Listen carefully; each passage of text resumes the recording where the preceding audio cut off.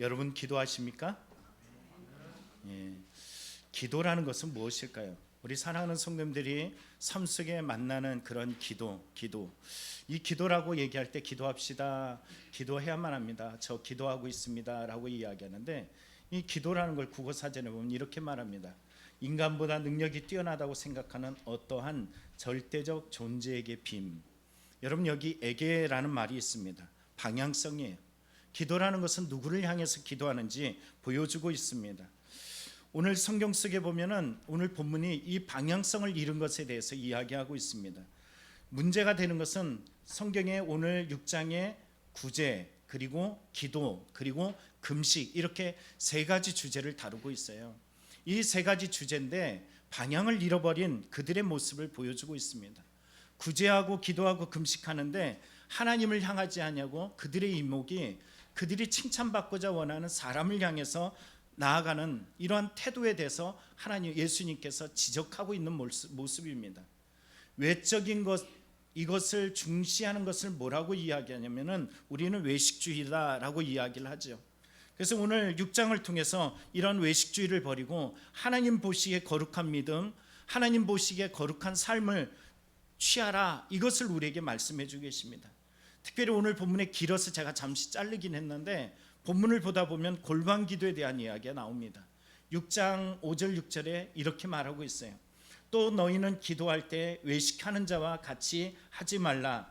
그들은 사람에게 보이려고 회당과 큰 거리 어귀에 서서 기도하기를 좋아하느니라. 내가 진실로 너에게 이르노니 그들은 자기 상을 이미 받았느니라. 너는 기도할 때 내 골방에 들어가 문을 닫고 은밀한 중에 계신 내 아버지께 기도하라. 은밀한 중에 보시는 내 아버지께서 갚으시리라. 우리가 향하는 기도의 방향을 확연하게 보여주고 있습니다. 문제는 어디 있을까요? 이게 왜 나왔느냐라는 것입니다. 오늘 성경 속에 이러한 말씀을 통해서 그들이 기도할 내용에 대해서 말하는 그 목적, 방향을 말하는데, 그 다음에 오늘 본문이 9절에 그러므로 너희는 이렇게 기도하라. 하늘에 계신 우리 아버지여 라고 이야기하고 있어요. 기도의 대상이 누구라고요? 우리 아버지입니다. 하늘에 계신이라는 것은 초월적 존재, 하나님, 무소부재하신 하나님을 말해주는 것이고요. 여기에 우리의 아버지라고 이야기하는 것은 우리가 기도하는 대상이 누구를 향해서 기도해야 되는지 보여주고 있는 내용입니다. 살아가다 보면 여러 아버지를 만나요. 친절한 아버지도 있지만 여러분, 정말로 생각하면 끔찍한 아버지들도 많습니다. 심지어는 아버지가 없는 경우도 있어요. 그런데 오늘 성경 속에 그럴 때 부정적인 이런 역기능이라 그러잖아요.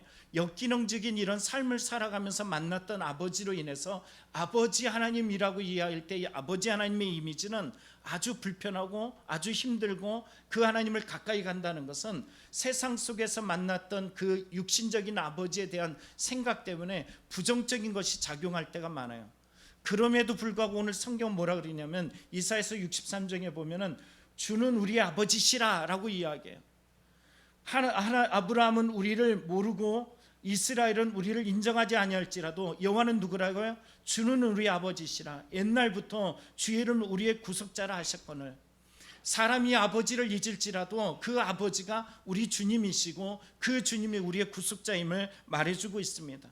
에레미야 3장에 보면 이렇게 말합니다. 내가 이제부터 내게 부르짖기를 나의 아버지여, 아버지 나의 청년 시절에 보호자시오니. 청년 시절이라 말하는 이것을 보면 보호자는 동무, 친구, 이런 의미예요.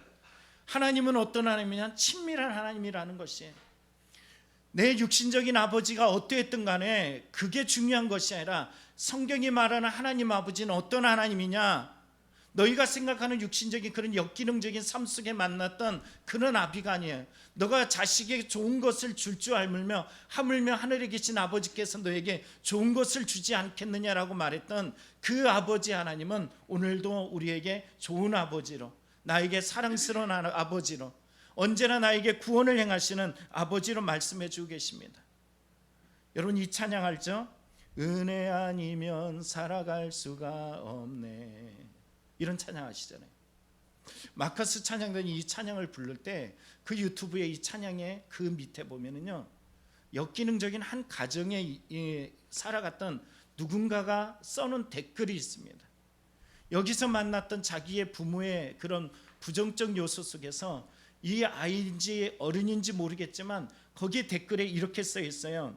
주님, 저희 엄마는 알코올 중독이 될 것 같은데 정말 안 믿는 가정에서 태어나 주님을 찬양하게 해주셔서 감사합니다.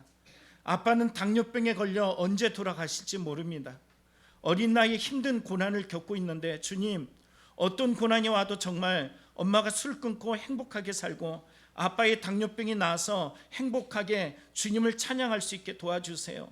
여러분, 저희 엄마 아빠를 위해서 기도해 주세요. 우리 가정이 화목해지게 해주세요 라고 기도하는 어느 누구의 기도가 그곳에 올라와 있습니다. 자기 가정에서 만났던 아빠의 역기능, 아빠의 엄마의 역기능, 이런 요소가 있지만 그런 아빠 엄마를 보는 것이 아니에요. 현실적인 육신 속에서 만났던 그 아빠 엄마를 넘어서 자신에게 구원을 행하신 그 하나님을 향하여 기도하고 있는 누군가의 이 어린아이 같은 누군지 모르겠지만 그 대상이 이렇게 쓰는 내용을 보게 됩니다. 여러분, 왜 이렇게 되었을까요? 왜냐하면 요한복음 1장 12절에 이렇게 말씀하셔요. 영접하는 자, 그 이름을 믿는 자에게 하나님의 자녀가 되는 권세를 주셨다라고 이야기해요. 여러분, 이 땅에서 내 부모, 내 엄마, 내 아빠 삶 속에 가지고 있는 모든 요소들 중에 약해 보일지라도 이제는 내 삶에 정말로 연약하고 힘들고 괴로울지라도 하나님이 나의 아버지고 어머니시고 하나님이 나의 삶의 부모가 되어 주신다라는 것입니다. 믿음이 생긴 이후로부터 우리는 하나님을 아버지, 아빠 이렇게 부를 수 있는 하나님의 특별한 은혜를 우리가 입게 되었어요. 그래서 우리의 삶 속에, 가정 속에서 다가오는 수많은 형편과 처지에 우리는 넘어짐이 아니라 그럴 때마다 하나님 아빠를 부를 수 있는 놀라운 힘을 얻게 되었다라는 것입니다. 여러분, 제가 삶 속에 어려운 일이 있겠어요, 없겠어요? 지칠 일이 있겠어요, 없겠습니까? 있어요. 제가 정말로 지치고 마음이 무너져갖고 그리고 침울한 모습으로 있을 때 딸이 와가지고 이런 얘기를 해요. 아빠, 하나님이 안 계셔? 누군가는 싸가지 없다라고 말할지 몰라요. 그러나 그 음성이 하나님의 음성 같더라고요. 우리의 처지와 환경이 문제가 아닙니다. 우리는 삶에 보여지는 것들이 우리의 삶을 삼키우려고 하는 그런 처지에 놓일 때가 한두 번이 아닙니다. 그러나 중요한 것은 무엇일까요? 하나님이 아닌 곳을 향하는 것이 아니라 하나님이 아닌 곳을 향했던 우리의 심령이 하나님을 향함이 중요합니다. 제가 자주 하는 말이 있어요. 그리고 저는 이거를 너무 좋아합니다.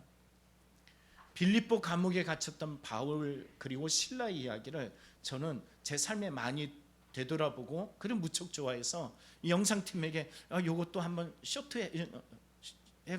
쇼트해가지고 올렸으면 좋겠어 이렇게 말한 적이 있어요. 사도행전 16장에 보면은 25절에 바울과 실라가 감옥에 갇혔던 이야기를 해줍니다. 한밤중에 바울과 실라가 기도하고 하나님을 찬송하며 죄수들이 듣더라. 저는 이 부분을 참 많이 묵상합니다. 여러분, 억울하게 감옥에 gat혔어요. 귀신 들려서 힘들어하고 어려워하는 아예 그 귀신을 내어 쫓아졌는데 그 문제를 부각시켜서 두들겨 패고 그가 소요 문제를 일으키는 사람으로 만들어버리고 그리고선 감옥에다 가둬버린 거예요. 그 어두운 캄캄한 곳에 갇혀있는 이 바울과 실라, 얼마나 억울하고 얼마나 속상하고 그 마음과 환경 속에 깜깜한 곳에서 이루 헤어나올 수 없을 만큼 얼마나 절망적일까요? 그런데 그들은 찬송하고 기도하더라는 것이. 여러분, 이 빌립보 감옥에 어떤 사람이 갇혔는지 바울과 실라를 바라보다 보면요, 그 감옥에 모두가 죄인들이 있다라고 우리는 장담할 수가 없다라는 것을 알 수가 있습니다. 좋은 일을 했는데 힘이 없어서, 연약해서, 능력이 없어서 감옥에 갇히는 수많은 사람들이 있었을 것이에요. 그래서 그 감옥에서 감옥보다 더 힘든 마음의 감옥에 갇혀가지고 절망하고 힘들어하고 원망하고 속상해하면서 삶을 극단적으로 몰아가는 그 인생 속에서 절박함 속에 넘어질 만한 사람들이 많았을 것입니다. 그런데 동일한 사건, 동일한 장소, 동일한 환경에 놓였던 그곳에서 바울과 실라는 무엇했더라고요?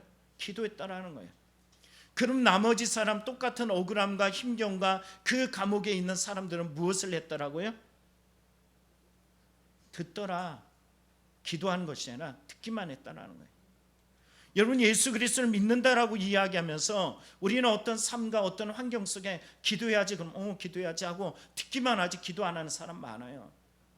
하나님은 우리에게 말씀하시면서 야, 고난을 통해서, 어려움을 통해서, 문제를 통해서, 우린 사도행전 16장에 빌립보 감옥에 바울 사도와 실라를 통해서 하나님은 야, 너도 그렇게 기도해야지 라고 말씀하시지만, 우리는 오늘도 듣고 집으로 돌아가면 기도하지 않고 그냥 세상이 편리한 대로 절망하고 싶으면 절망하고, 그냥 고난이 눌리면 눌리는 삶 속에 그냥 가만히 삶을 포기하고 살아가는 사람이 얼마나 많은지 모릅니다. 여러분, 기도하시길 간절히 축원합니다. 배우 중에 권우중이라는 사람이 있습니다. 아세요? 이 사람이 자신의 아들이 아프게 되었어요. 집중하시고 좀 보세요. 아프게 되었어요. 이 아이의 이름이 혁준입니다. 혁준이. 병원에 갔더니 뭐라 그러냐면은 근위 영양증이라는 병에 걸렸대요. 이것은 뭐냐면 근육이 다 풀어져가지고 결국은 사망에 이르는 병입니다. 그 병원에는 교수들이 허다해요. 근데 그 교수들이 검사했는데 이 근위 영양증이라고 곧 죽는다라는 이 병에 걸렸다라는 것이에요. 여러분, 어떻게 하면 좋을까요? 아내와 자신이 그 진단을 받고 나서서 정말로 죽고 싶더라는 거예요. 나도 아닌 자식이 이 일들에 당하게 되었을 때 부모의 입장에서 죽고 싶은 마음이 들더라는 거예요. 이 무너지는 현실 속에서 그는 듣고만 있지 않았습니다. 그는 기도했어요. 이렇게 기도합니다. 하나님, 제 아들이 마지막 검사에서 정말로 정상이 된다면 제가 불치병 걸린 분들을 위해서 평생 봉사하겠습니다. 어떤 일이 일어났을까요? 기도가 끝나고 아내에게 전화가 왔어요. 막 울면서 전화를 합니다. 권우중 씨는 이야기에 올게 왔구나. 근데 아내의 그 수화기 너머에서 막 외치는 소리는 여보, 정상이래. 여러분, 의사들이 말이 안 된다는 거예요. 진단을 하고 진단에 90% 확정을 받았는데 이게 어떻게 갑자기 바뀔 수가 있냐라는 거예요. 의사들은 이런 병명에 대해서 많은 연구를 했고 그거로 살아왔던 사람입니다. 이 사람이 이 이야기를 대놓고 이야기를 하고 있어요. 그리고 의사는 다시 한번 받아보자요. 마지막 했는데 왜 정상이라고 이해하는데 또 다시 받아보자는 거예요. 그럴 일이 없다라는 거예요. 그럼에도 불구하고 이 권우중 씨는 하나님이 하셨어. 하나님이 하셨어. 그리고 가더라는 것입니다. 우리도 기도합니다. 그렇죠? 기도하는데 하나님이 기도에 응답하지 않을 때가 많아요. 그런데 응답하지 않았다라고 말하는 것은 우리의 생각일 뿐입니다. 하나님 여전히 당신의 선한 뜻으로 우리에게 답을 주셔요. 아니다라는 것도 답이고요, 치유하는 것도 답입니다. 하나님 여러 모습으로 우리에게 응답해 주고 계십니다. 우리 교회는 요양원 예배를 참 많이 드렸어요. 상당 기간에 예배를 드려왔습니다. 요양원에서 수많은 사건, 의사들도 말할 수 없는 신비한 일들이 참 많았습니다. 특별히 우리 예배 외의 시간 속에서 제가 했던 이야기들이 하나 있어요. 예배가 끝나고 나면 각 방마다 돌면서 제가 기도하면은 그 할머니 중에 단 한 분이 있어요. 어떤 분이냐면은 제가 기도하려고 그분 순서에 보면은 고개를 딱 들고서 저를 보면서 누구요? 그래요. 그래서 그 할머니의 별명, 닉네임을 우리는 누구요 할머니로 지어줬어요. 그래서 교회에서 돌아오게 되면은 그 할머니에 대해서 이야기를 나누게 되면 누구요 할머니 그러면 다 알았어요. 근데 어느 날 기도 예배를 드리고 그분 앞에 딱 갔는데 이 누구의 할머니가 여전히 저를 보면서 누구요? 또 그러는 거예요. 어떤 마음이 들었을까요? 그날은 엄청 마음이 아파요. 극렬한 마음이 들었어요. 하나님, 이 할머니를 좀 치유해 주십시오. 다른 건 다 잊어버려도 하나님 오직 예수님만을 기억나게 해주세요. 예수님의 이름으로 기도합니다. 아멘 하는 순간에 저와 우리 성도님들 같이 있던 분이 다 놀랐어요. 아멘 아멘. 목사님 이러는 겁니다. 그 다음에 갔을 때 이 할머니가 계시지 않았어요. 여러분, 이 요양원 원장이 누구냐면은 대학병원의 수간호사 출신이에요. 누구보다도 의술에 대해서, 의료적인 것에 대해서 잘 아는 분이에요. 그분이 무슨 말씀하시냐면 그분이 좋아져서 집에 갔다라는 거예요. 여러분, 이걸 누가 말할 수 있겠습니까? 우리는 알고 있습니다. 의료학적으로 이게 치유된다는 게 불가능하다는 것을 알고 있어요. 아마 원장님 더 잘할 것입니다. 여러분, 이 경험을 하게 되면 어떤 마음이 드냐면, 집에 가서 우리 어머니에게 당장 해봐야지, 이런 마음이 들어요. 왜요? 우리 어머니도 똑같이 기억력이 연약하기 때문이에요. 그것 때문에 속상하고 힘들어요. 그때 이 망상증이 많이 발병하고 있었던 때이기 때문에 제가 집에 가서 하나님 우리 어머니도 치유해 주세요 하고 간절히 기도했는데 아무렇지 않아요. 똑같아요. 왜 거기는 치유되고 여기는 치유되지 않았을까? 하나님의 뜻이 있다라는 겁니다. 오늘 우리 하나님께서 우리에게 하신 일들은 당신의 뜻이 있습니다. 인간적인 생각이면 그분은 치유하고 나는 치유 안에 하나님 미워하면서 떠나갈 수 있는 수많은 사람들을 우리는 어린 신앙이라고 말해요. 나에게 응답하지 않은 것은 하나님이 응답하지 않은 분명한 섭리가 그 안에 있다는 것을 알고 주를 더 바라며 의지하며 견디며 소망하며 살아가는 것이 정말로 성장한 성도들의 믿음의 모습인 것을 우리는 믿습니다. 오늘 본문도 이렇게 말해요. 마태복음 6장 9절을 보면은 그러므로 너희는 이렇게 기도하라. 하늘에 계신 우리 아버지여 이름이 거룩히 여김을 받으시오며, 그러므로 운이라는 말을 쓰고 있습니다. 이 접속사는 어떤 말이냐면 앞의 상황들과 반대적 개념이에요. 뭔가 전혀 다른 상황을 말해주고 있는 것입니다. 그러면 앞의 상황은 어떤 상황일까요? 골방 기도에 대한 이야기예요. 골방 기도에 대한 이 내용이 메시지 성경을 읽어보면 5절에 이렇게 말합니다.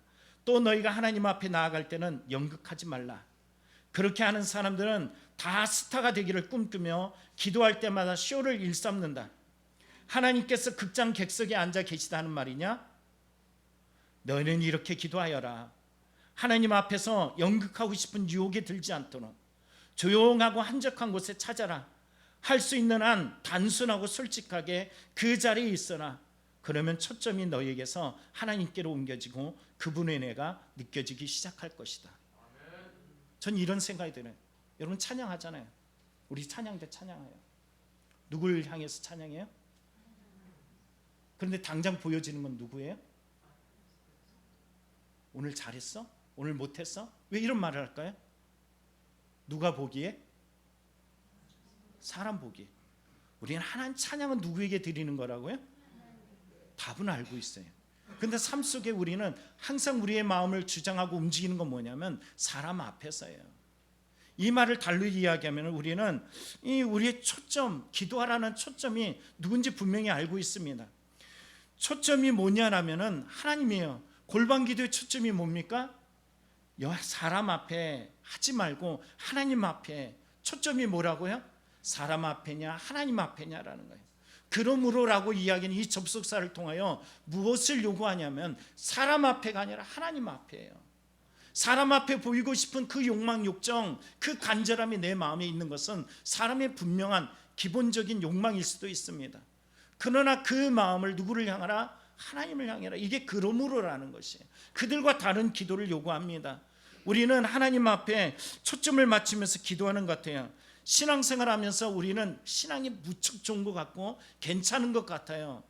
제 자신도 목사이기 때문에 신앙이 좋아 보여요. 괜찮아 보입니다. 그런데 내가 좋다라고 이야기해서 하나님이 좋다라고 말할 수 있을까? 이번에 제가 지도했던 청년이 있습니다. 예전에 청년부 사역을 할 때 지도했던 청년인데 어느덧 40대 중반을 향해서 달려가게 되었어요. 이 청년은 만났더니 기도 제목을 저에게 말해줘요. 남편에 대한 기도 제목이에요. 목사님 기도해 주세요 라고 이야기해요. 이 청년은 이제는 지금 이제 청년이라기보다는 가정주부고 그리고 커리어우먼입니다. 우리가 알고 있는 대기업 그 기업에 중직을 맡고 있는 사람이 되어버렸어요. 근데 그가 이런 얘기를 해요. 그 다니는 교회가 제가 이름만 말하면 다 합니다. 저도 그분을 너무 닮고 싶고 그런 교회가 됐으면 좋겠다라는 이런 소망도 있어요. 하나님만 허락하신다면 그것 되겠지만 오늘 지금 이 자리마저도 하나님께서 우리에게 주신 것을 극복하고 나아감에도 무척 쉽지만은 않습니다. 어쨌거나 그 교회는 5,000명 파송 운동을 했습니다. 성도들을 5,000명을 파송했는데 실제로 파송했던 그 파송된 그 가정 중에 하나가 바로 제가 지도했던 그 자매의 가정이었어요. 이 자매가 그 청년을 만나고 결혼하는 과정에서 청년이 누구였냐면요, 청년부 회장이기도 하고 찬양 인도도 하고 간절한 기도도 하고 교사도 하고 여러모로 참 헌신하면서 하나님 앞에 뜨거워서 눈물을 흘리고 그랬던 사람이에요. 그런데 파송을 해서 이 교회를 떠나서 파송받아서 다른 교회를 가게 되었어요. 근데 어느 날부터인가 교회가 가기 싫대요. 하나님 앞에 하나님이 계신지 안 계신지 잘 모르겠다라고 이야기합니다. 천주교에 갈까? 이런 말도 합니다. 여러분, 뭐가 문제일까요? 그가 다녔던 파송했던 교회는 하나님이 계시고 파송 받았던 교회는 하나님이 계시지 않기 때문일까요?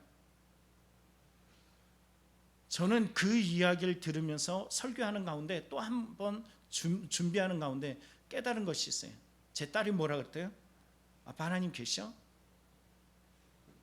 문제를 만나지 않고 고난을 만나지 않고서는 내 신앙이라는 것을 누가 장담할 수 있겠습니까?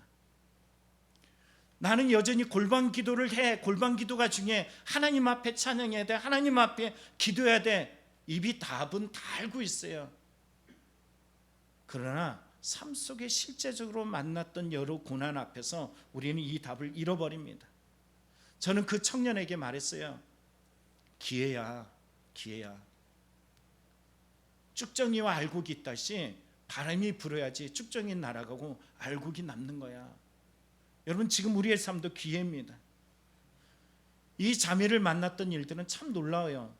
이 자매를 실제적으로 만난 것은 20년 전이에요. 우리 딸이 무엇인가를 하겠다고 학교를 그만두겠대요. 제가 할 수 있는 것은 뭘까요? 제가 아빠인데, 제가 아빠예요. 딸이 뭔가를 하겠다는데 학교가 도움이 되지 않아요. 전학을 해야 되는데 제도가 이 딸의 전학을 막아버렸어요. 어떻게 할 도리가 없어요. 아빠인데 힘이 아무것도 없을 때 이 아빠로서 할 수 있는 게 뭘까요? 기도밖에 없더라고요. 그래서 하나님 기도했어요. 새벽에 깨우면서, 하나님, 제가 아빠인데 할 수 있는 것이 아무것도 없어요. 이 딸을 위해서 할 수 있는 것이 아무것도 없습니다. 얘가 게임 관련된 그쪽으로 가겠다라고, 디자인을 하겠다라고 이야기하는데 아무것도 도와줄 수 있는 것이 없습니다 라고 이야기를 했어요. 근데 그날 어떤 일이 있었냐면, 이 청년이 교회로 전화가 왔어요. 저는 이 청년하고 전화번호를 전혀 몰라요. 인터넷을 막 뒤져가지고, 함께하는 교회라 그랬으니까 인터넷을 막 뒤져가지고 교회를 찾았는데, 함께하는 교회 또 왜 이리 많은지 그곳에서 찾아 해가지고 이 교회를 전화를 했는데, 제가 교회 잘 없잖아요. 가끔 나가잖아요. 근데 그날 교회에 있는데 교회 전화 벨이 울렸어요. 여보세요? 그랬더니 거기 박명호 목사님 계신 함께하는 교회인가요? 이렇게 묻는 거예요. 그래서 어떻게 이렇게 나중에 만나갖고 얘기했더니 그 청년이 이야기를 하는 거예요. 그날따라 막 목사님이 자꾸 생각이 나더래요. 그날따라 목사님이 생각이 나더래요. 누가 생각나게 했을까요? 하나님이 하신 거예요. 그래서 이 청년을 만나게 되었던 거고, 이 딸이 청년을 만나서 그 기업에 두 기업이 있어요. 우리나라의 최고 유명한 기업이 두 기업이 있는데, 한 기업에서는 자기 가지고 있는 그 능력을, 그 실력을 시은이를 위해서 사용하겠다라고 말을 할 정도로 이 놀라운 일이 일어났단 말이에요. 우리 아들이 그래요. 와, 놀라운 일이에요. 어떻게 이런 일이 벌어지지? 놀라운 일이에요. 중요한 것은 그 자매를 위해서 하나님은 저를 기도하는 자로 만들어 주셨고요. 이 일들을 통해서 그 자매는 자기 남편을 위해서 이것이 마음이 막 무너지고 힘든데 도리어 하나님의 기회를 생각하는 하나님의 은혜가 되었다라는 것입니다. 여러분, 이 일들의 시작됨이 어디로부터 있었을까요? 바로 기도로부터 시작되었다라는 것입니다. 제가 읽었던 책 중에 인생여행이라는 책이 있습니다. 이 책에 보면 우리 성도님과 함께 잠깐 이야기를 나누고 집에 와서 책을 딱 펴가지고 교회 와서 책을 폈는데 이 내용이 있었어요. 이 내용이 참 은혜로웠던 것은 어떤 얘기냐면은, 여러분, 출애굽기 15장에 어떤 내용이 있냐면은 이런 내용이 있어요.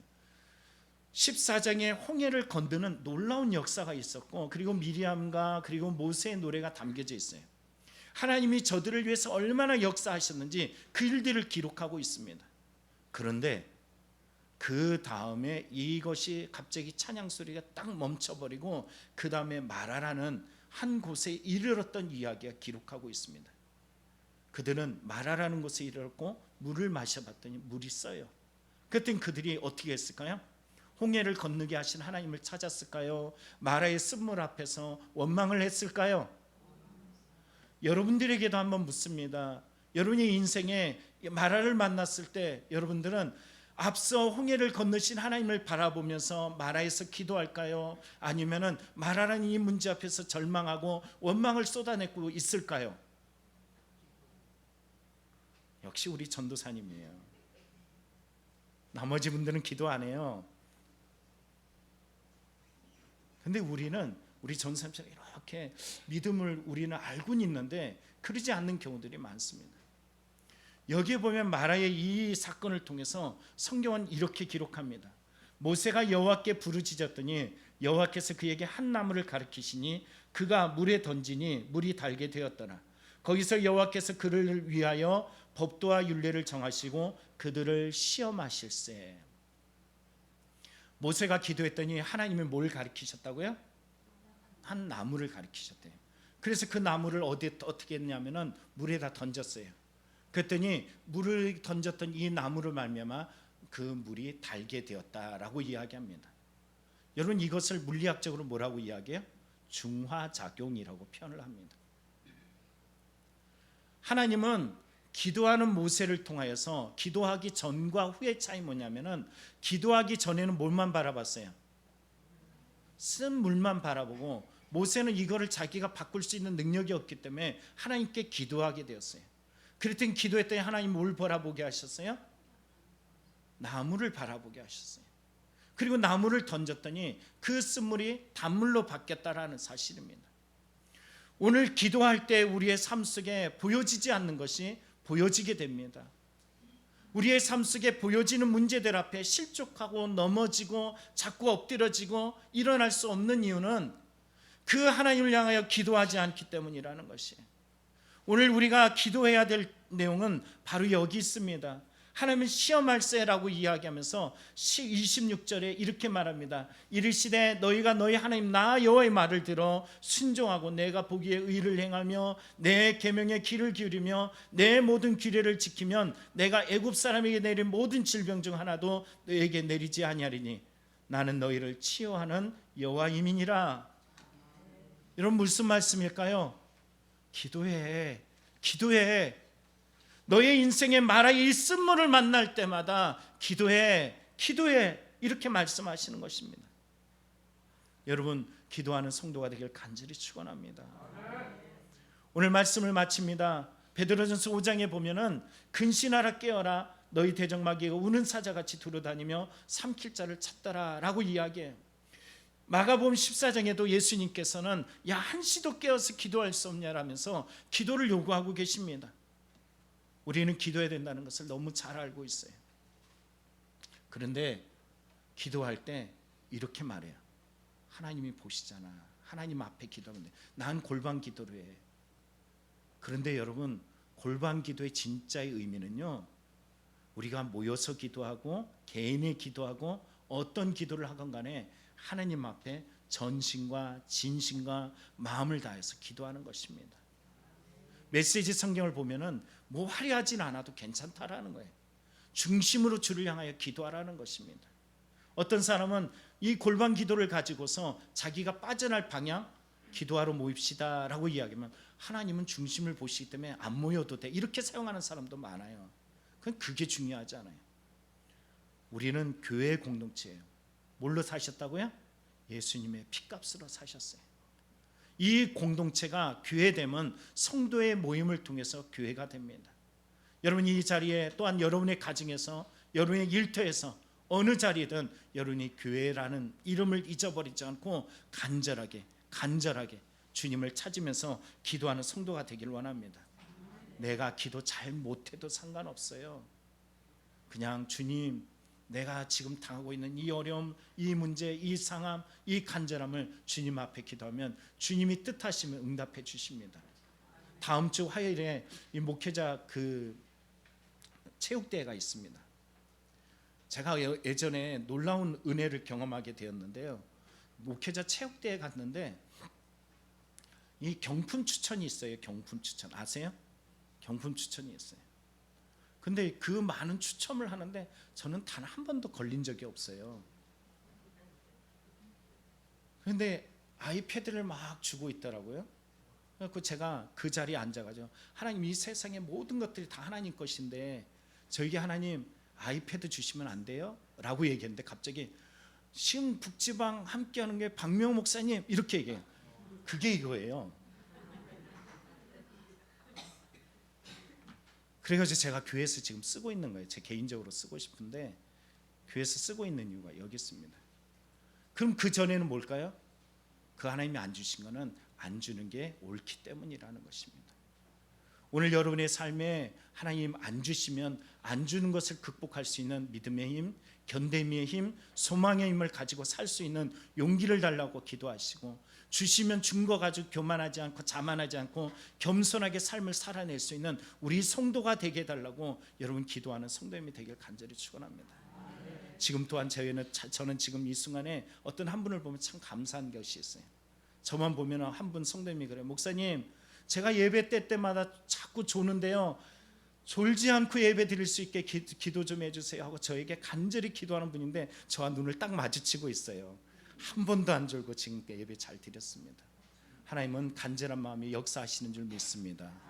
그 마음을 놓고 기도하는 저와 여러분들이 다 되어서 하나님의 뜻을 이루는 그러므로 하늘에 계신 아버지를 향하는 우리의 기도가 되기를 간절히 축원합니다. 기도하겠습니다. 사랑이 많으신 하나님 아버지, 오늘 거룩한 주일에 주를 향하여 예배하며 기도합니다. 주님, 이 시간을 통해 주님 영광 받아 주시옵시고, 이 땅에 살아가는 날들 속에 주님만 의지하며 살아가는 신실한 믿음이 되도록 복을 내려 주시옵소서. 예수님의 이름으로 간절히 기도합나이다. 아멘.